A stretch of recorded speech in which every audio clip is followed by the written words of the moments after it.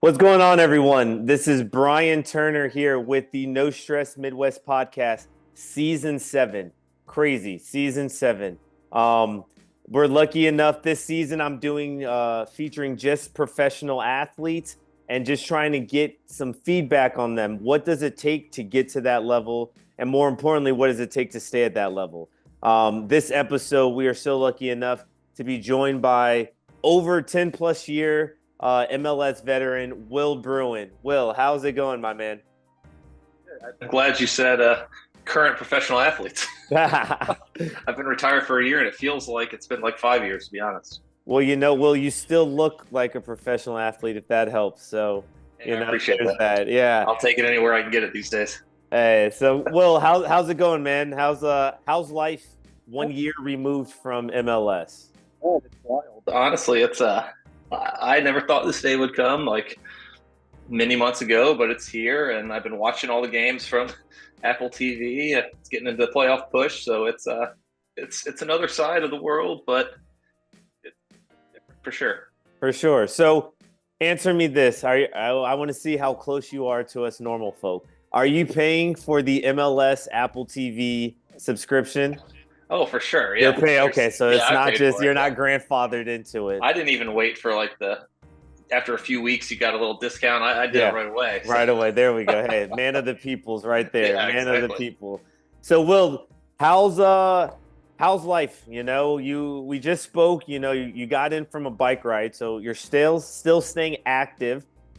Still down in Austin. So, what's life like for you, man? Different. I mean, the first months of the year was just enjoying the retired life, being with family, and then after a while it gets pretty boring. Yeah. So I was to get in coaching and stuff, and interviewed a few places, and then decided this opportunity came up with Stiefel, which is a financial institution, wealth management company, and the right opportunity popped up, and I took it, and I'm about a month and a half into this position, a 8 to 4 job now. So Quite I'm a studying. I'm quite a studying to get my change. license and stuff. So it's my financial advisory license. So it's definitely a change. Yeah, I can imagine. And it's funny because I was kind of on the opposite side of you where I was in the 9 to 5 and I'm now fighting and I think out of that 9 to 5 lifestyle. But I always find it interesting. You get, athletes, you've been playing soccer, what, 27 years of right?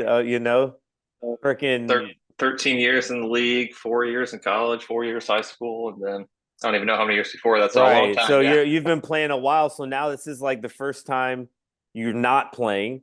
And it's just always interesting to see how athletes, what kind of road they venture down.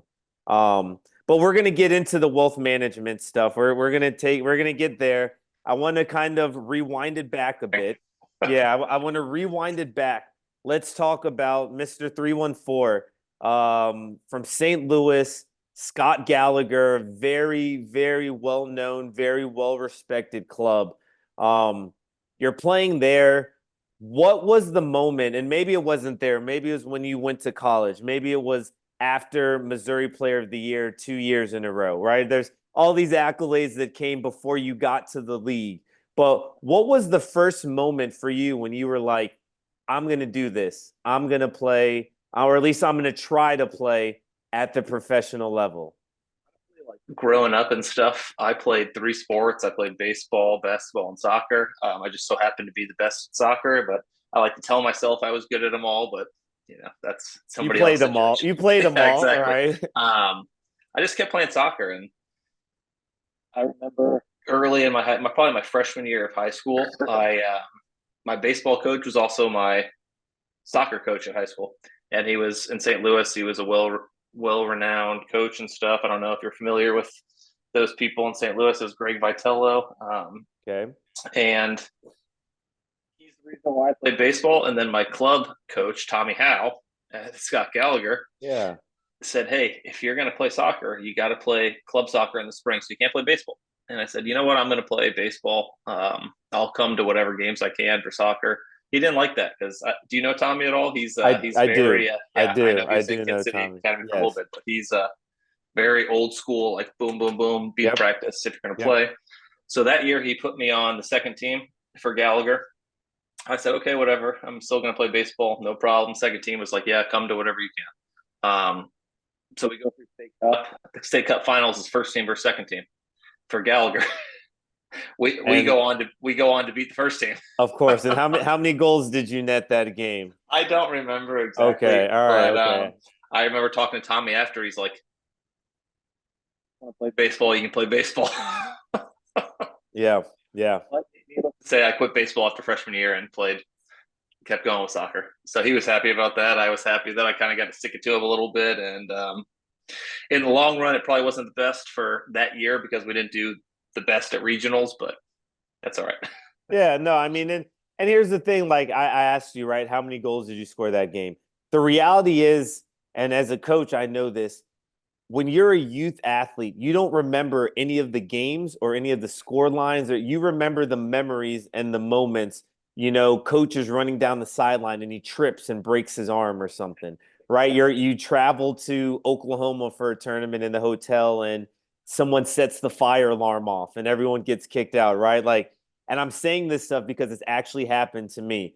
But those are the moments and the memories from youth soccer that I feel like we hold on to, not so much score lines and stats and all of that.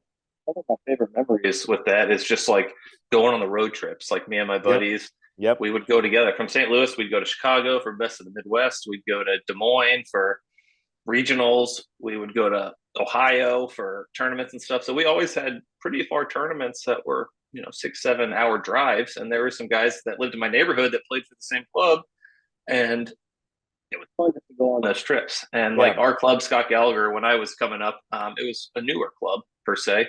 It wasn't as big as it is now. I mean, it got bought out, but everything. But it was an up and coming club, and it was a bunch of local kids, and we just ended up being pretty good. So that's kind of what made it fun.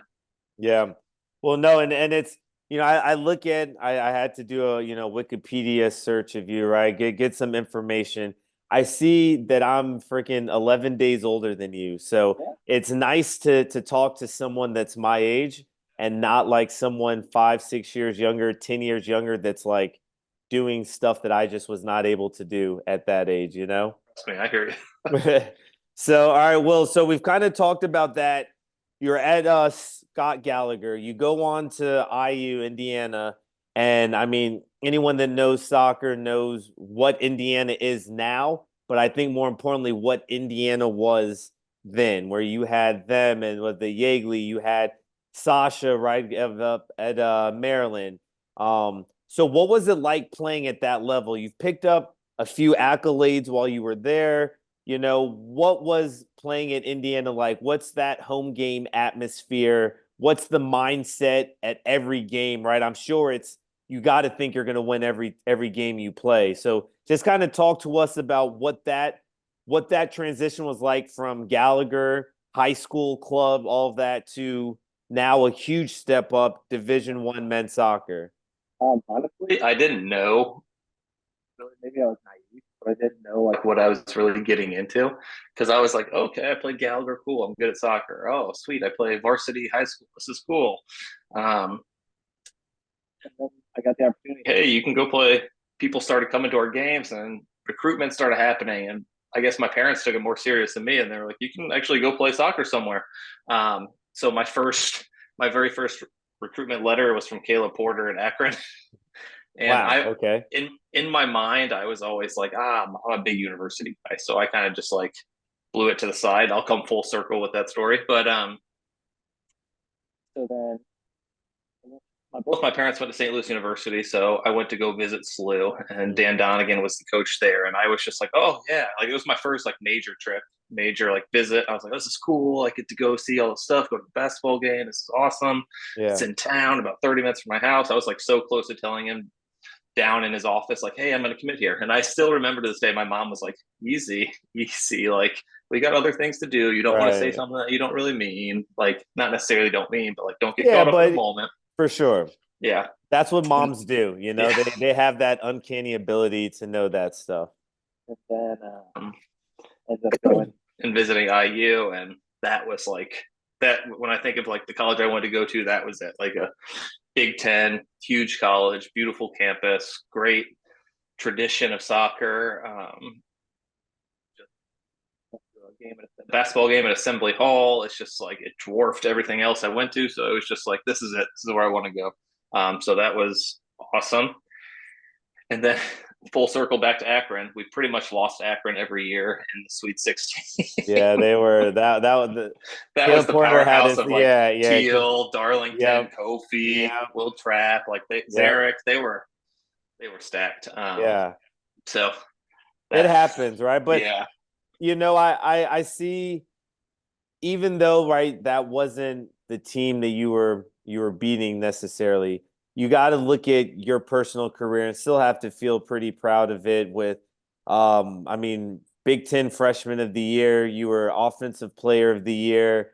You picked up a lot of awards. A Mac Hernan, freaking finalist. Of course, full circle, the person that you yeah, exactly. yeah, was That's still killing Darlington. He's Benjamin Button. Dude, he looks better actually the older he gets. Unreal. Maybe one of the cleanest players American players I've seen. Yeah. So you're playing at Indiana, right? As I've said, you've picked up a few of these awards. At that moment, or not at that moment, but in that time frame, were you mentally like, I'm going to the league, I'm gonna get drafted, this is the thing, or was it still like, hey, I'm a business major and I play soccer for fun? Yeah, that was I like that. I'll say I was probably should have when I was younger. Yeah. It was more like, sweet, I'm good at soccer. I can do what I want. Like, I'll just always be better than that person. Yep. But Father Time always catches up to you. You can't outrun it. Always. So early on in college, it was fine. There's no problem. But I never thought like, hey, what do I want to do during my college time? I was never like, what do I want to do in my next 3 to 5 years? What do I want to do? What do I want to do? It was like, opportunity comes up after my junior year. Coach Todd Yeagley was like, hey, you can get drafted top 10 if you want. I was like, drafted where? Like, hey, if you want to do it, you can get drafted top 10, whatever, or not. I still remember him saying like, I highly recommend this. I don't want to lose you, and then when people actually speak the truth to me and things like that, I was like, all right, let's do it. Yeah, exactly. Well, and I see. So you're drafted by Houston Dynamo. I think I saw Generation Adidas player. Is that correct as well, or did I make that up? They took Houston had 2 picks.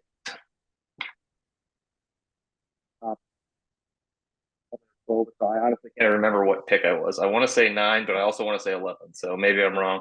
You were the 11th pick in the 2011. I'm trying to get myself too much credit. Yeah. But Kofi was drafted first, and then Dom Kinnear was the coach, and he traded to pick. Maybe was CJ Sapong drafted 9th to Kansas City then?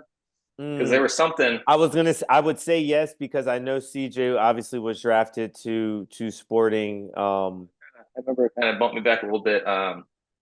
And then traded for me, Kofi, and I went to Houston, and the rest is kind of history. So you're coming from St. Louis. You're a Midwest guy. Then you go to Indiana, which is probably like just as Midwest. Now, if not probably more Midwest. Going down to Houston, right? What is that? I'm sure it's a culture shock. It's a weather shock. I'm sure it's just a complete change from what you've grown up in and the environment you've been in. Maybe you were down in Dallas for Dallas Cup during those days, but right, Houston is still not close to Dallas. So what was that transition like? Not only from culture, from climate, from location, but from a mindset of a college athlete that's like once again a business major on the side, right? And then you're playing college soccer that's decent, to then now this is your whole profession. They expect you to be, football 24/7. Talk to us about what that time and that transition was like. Definitely a culture shock, because like, here you go, you're drafted, go live and be a professional. Yeah. kind never like growing up, I never thought like my end goal was never to play professional soccer like as long as I did. I didn't really have like my end goal, I guess, was I'll go to college, get my degree, get a job. I'll play soccer along the way. Right. Go from And there. so I get thrown into the situation, and you get thrown into this professional team, and you are supposed to, you got to find somewhere to live, you got to do all this stuff on your own, you start making money, and like obviously when we were in college players weren't getting paid like they are now. So like I That think I is had for sure. $1,000 a month of like my living and rent expenses or something. Goodness. So, like, And we made it work though. And we made it work, Exactly. because you had no other choice. You Our had no generation other always choice. finds a way, no matter what. Yes, you make it work. but just get thrown into A city like Houston, it's a big city. the team. When I was there, The team, we had success. There were a lot of good players there. I was, like I said, I'll keep saying the word naive. I was naive coming into the team, but I think that suited me. I think that helped me being a Yeah. little naive because I didn't realize how good some players were, and I just kind of did my thing, and that definitely helped me out.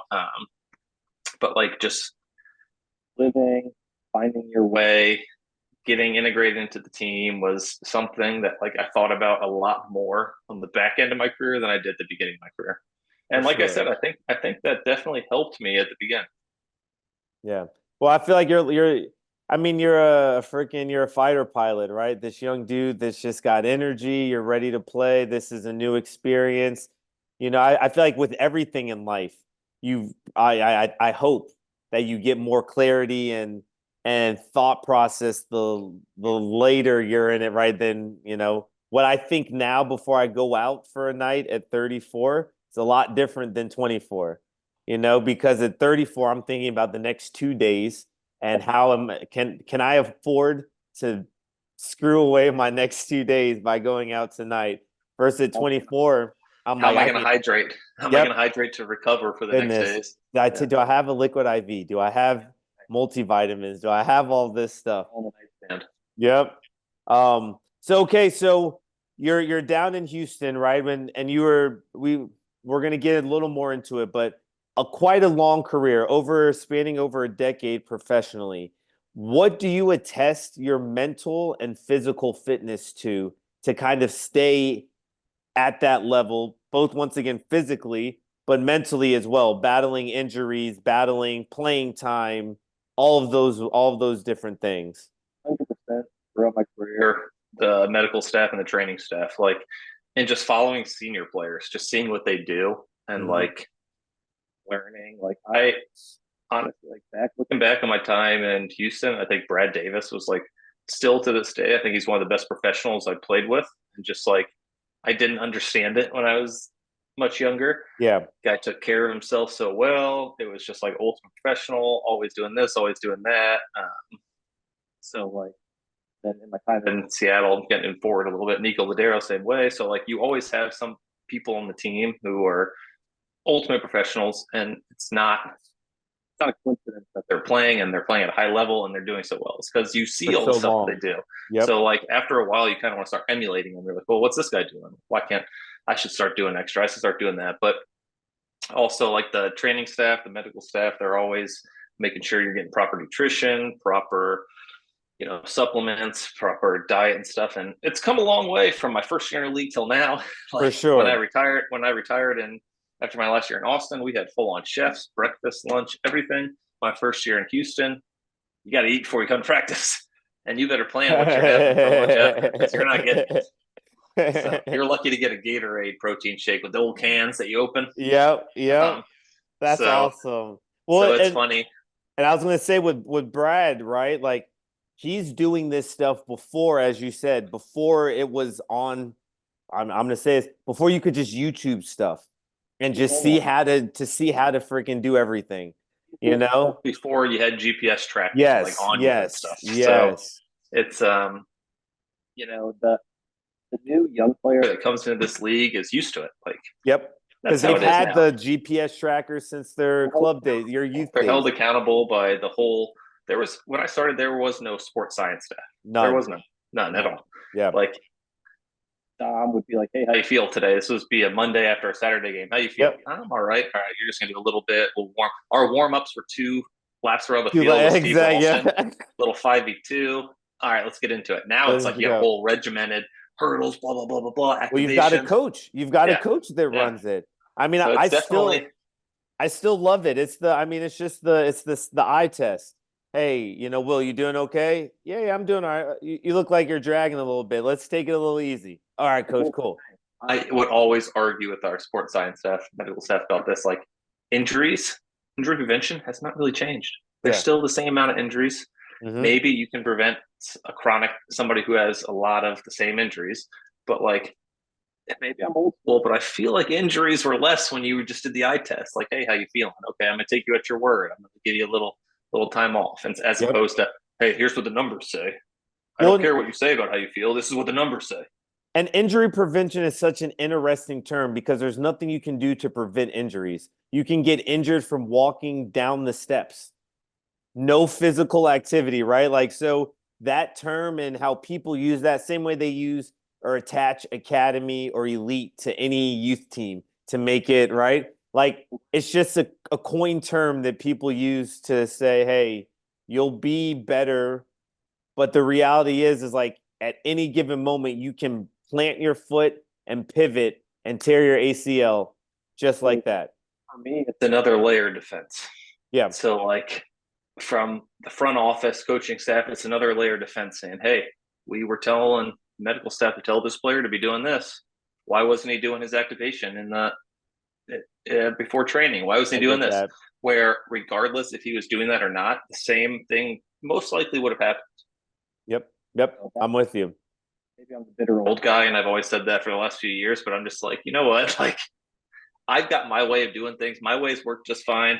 Yep. Get off my ass. I'm gonna keep doing it. Yeah. No, listen, I'm with you there, and I feel like I share that mindset more than I do like, oh well, if we go through dynamic warm-ups and if we go through 15 minutes of muscle activation, all this, we won't get injured during the game.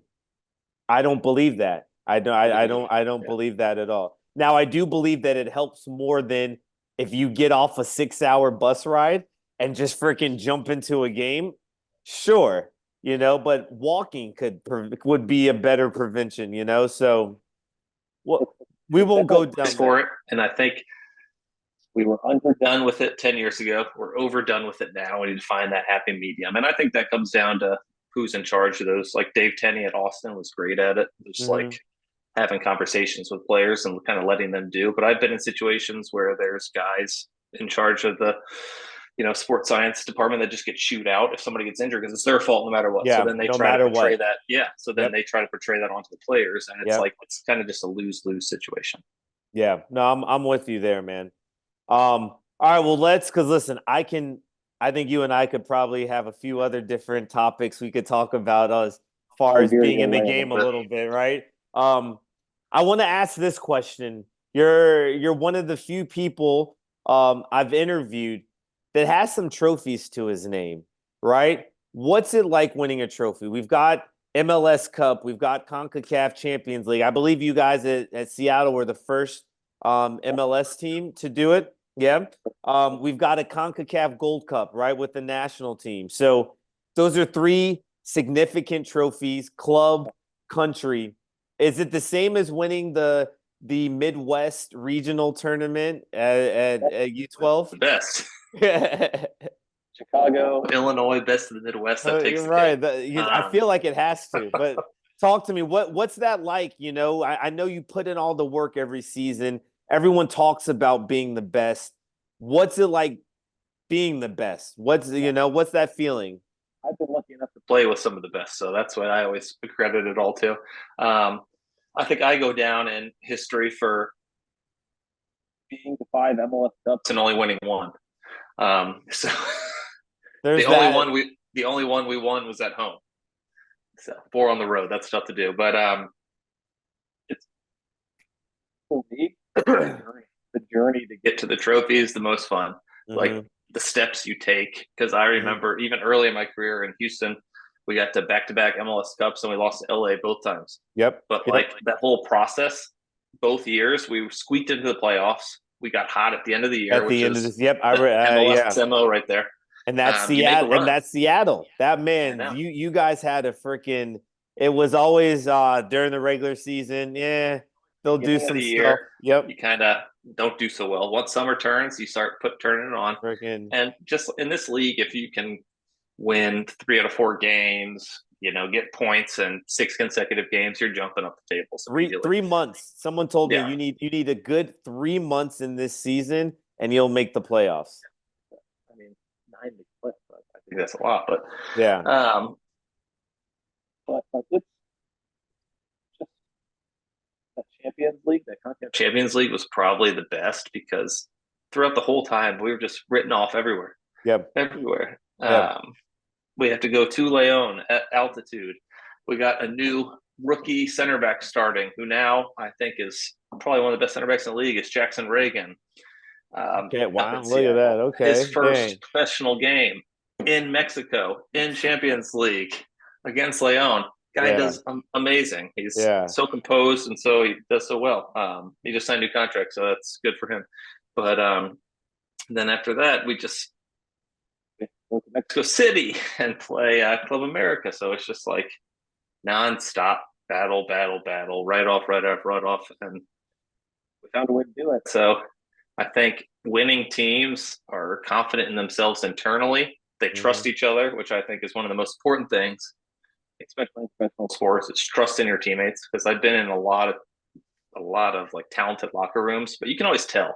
You can always tell when people don't really trust you next to you when you're playing.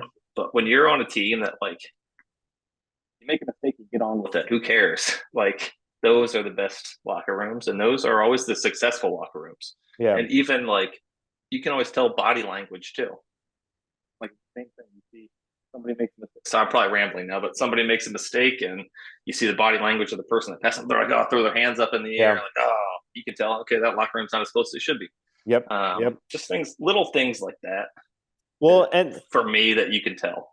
And I think that's a very important thing. And as a coach, I look at that as, what is your first reaction after you make a mistake? And what is your teammate's first reaction after you make a mistake? And that's a very telling sign of you as an individual, the team, and the culture. Like you said, if I make a mistake and and I throw my hands up, who cares? You made a bad pass. I'd rather you get the ball back than throw your hands up and complain about it. We all saw you did it. Get the ball back, right? What happens when I make the bad pass to you, Will, and then you're like, Brian, what are you doing, bro? Come on. Dude, Will, my bad. I didn't mean to make a bad pass. I wasn't my intention to screw you. I'll get it. I got you. I got you next time. And, those are like little things that I feel like individuals have so much control and power over, and yet they don't take as much accountability and responsibility for those types of actions in those moments. And you can always tell people that, at least in my experience, sometimes some people that hold themselves to a high standard, they do it to everybody across the board, no matter what. That's just how they are. But you know what? They're going to bust their ass back. Like, it's okay. If you're busting your ass back to make up for it, no problem. But if you're going to do that, throw your hands up and walk, then we got an issue. Yeah. So, like, there's that fine line of finding it. You can see it, and I'm sure, I mean, at least you can see it in teams and stuff. Yeah. People who think they're the superstar and just hanging out, or people who are really like working for the team. Yep. I was always soldier when I was playing. Schmetzer coined that term for me. He's like, "You're a good foot soldier," because I was one of those guys that busted my ass for the team. That's the reason why I think I made it as long as I did. Yeah, and you're always gonna need someone like that on your team, and then you coop that with any bit of skill, and now you know what I mean. Now you're here, and the better the skill, the more solidified you are in that world. Even the more foot soldiers you have to occupy space for the skilled players. Yep. So, all right, Will. So we talked about some trophies you've won. We talked about some accolades. What was it like picking up a cap for your country? I see you had 2, I think. But how many camps were you called into versus that moment when you go onto the field? What was that like? Yeah, 2012. That was after my rookie year, getting called in with Jurgen. Did well at January camp. Got called in for Gold Cup, friendly before. I actually subbed in for this. Is my claim to fame with the national team is I subbed in for Landon Donovan's last sub out. Oh wow. Hey, Um, Landy cakes, man. Yeah. That's a big guy there.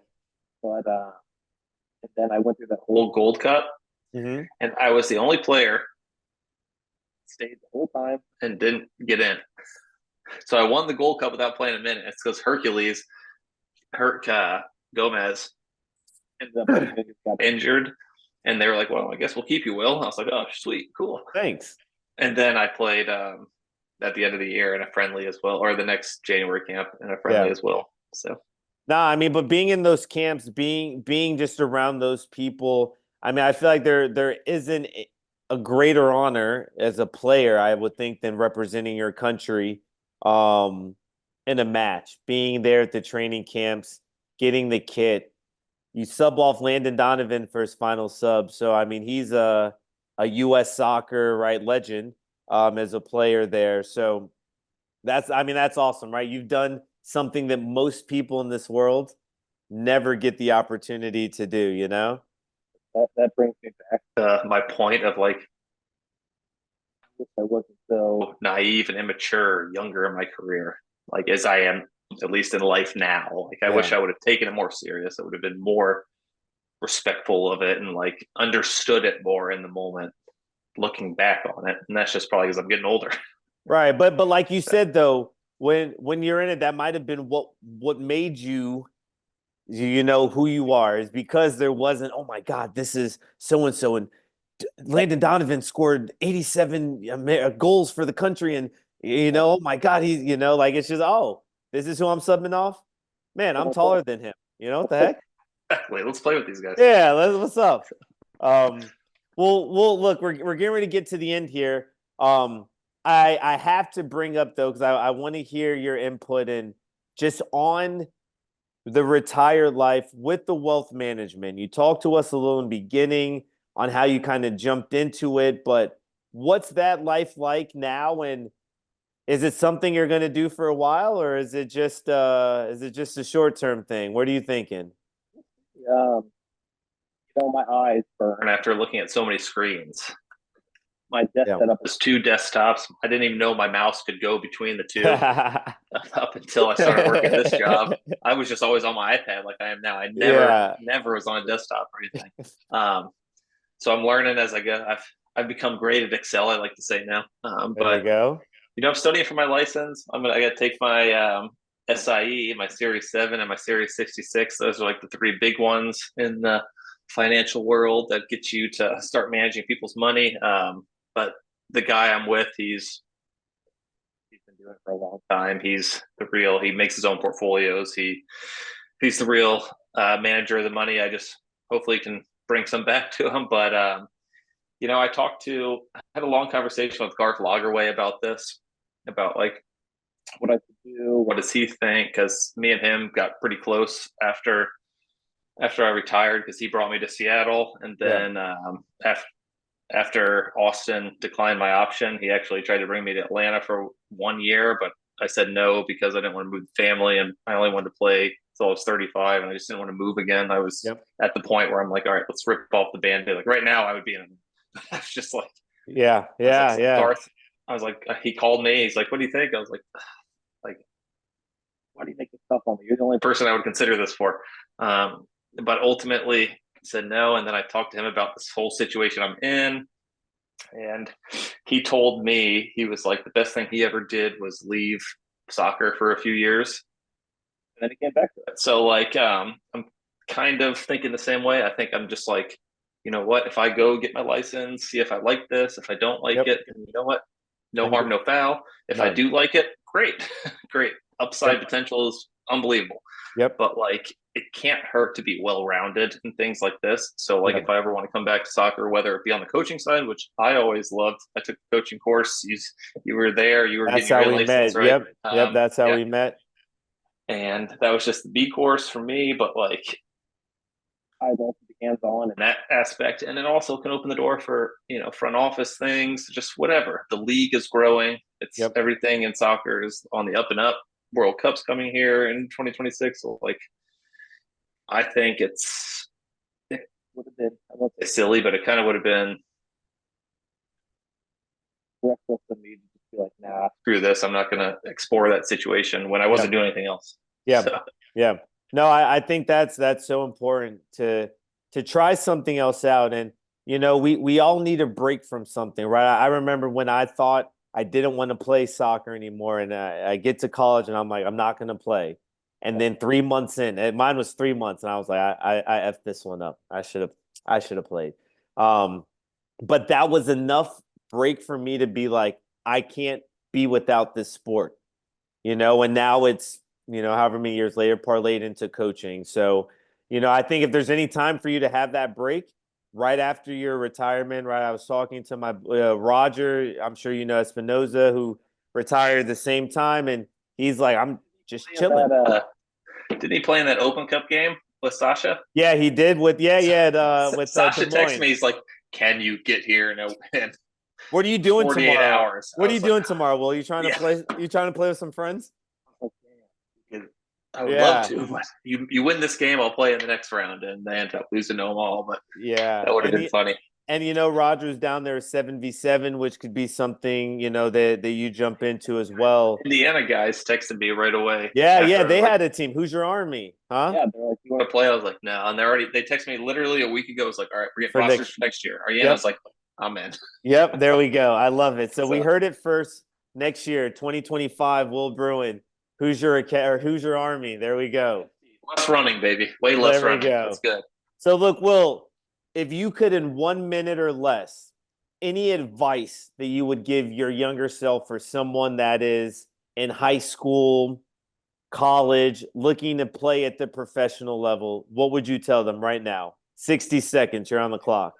All right. I would say take it serious, work hard, control what you can control, and the rest will fall into place. The way I did things was on the field, you control how hard you work, you control your mindset, you can control, how much you care, things like that. Like I always say, hard work beats talent. When talent, what's the saying? Hard work beats talent. When talent isn't working hard. Yeah, exactly. Yep. So I'm a big believer of that. But like I said multiple times during this, I wish when I was younger I took it more serious. Yeah. And I know this generation now they do because there's more resources, there's more availability. But like when I was coming up, it was just club soccer and that's it. You just play. And you go. There was no I didn't do around the world till I was 24. I didn't see anyone do around the world till you know what I mean? Like it's so crazy now. So crazy. In youth soccer, we had the state team, regional team, national team, and I ended up going to Italy with I don't remember, maybe 8th grade team and stuff. And just my parents made a big trip of it. I was like, oh, cool, with the national team in Italy. Yeah. But you know what I mean? I wish I would have taken it more serious. And I'm glad that there's more athletes now for younger kids to actually do that. So take it serious. I'm probably on the clock. Take it serious, and respect what you do.